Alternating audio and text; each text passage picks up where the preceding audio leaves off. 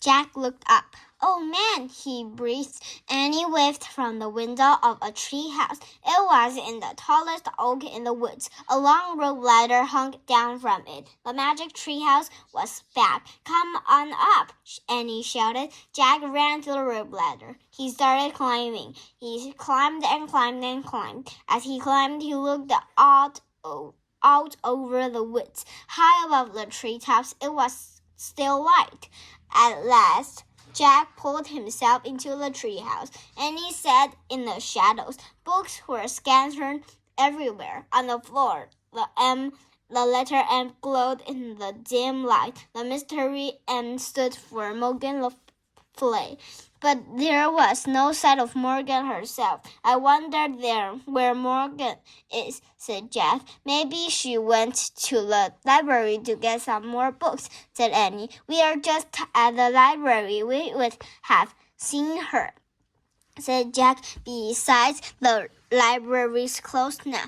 Squeak! A little mouse ran out from behind a stack of books. It ran to the M shining on the floor. "Yikes," said Annie. A mouse sat on the middle of the M. It looked up at Jack and Annie. "Oh, it's so cute," said Annie. Annie said Jack had to amend it. The mouse was cute. It had brown and white fur and big dark eyes. Annie slowly reached out her hand. The mouse didn't move.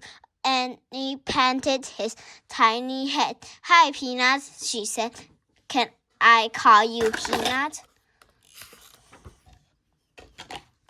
"Oh, brother," said Jack. "Do you know where Morgan is?" Annie asked the mouse. "Squeak, you're nuts," Annie said Jack. "Just because the mouse is in the treehouse doesn't mean it's magic. It's a plain old mouse that crawled in, that's all." Jack looked around again. He saw a piece of paper on the floor. "What's that?" he said. "What's what?" asked Annie. Jack went over and picked up the paper. There was writing on it. "Oh, man," whispered Jack. "After you read the words, what is it?" said Annie. "A note," said Jack. "It must be from Morgan. I think she's in big trouble."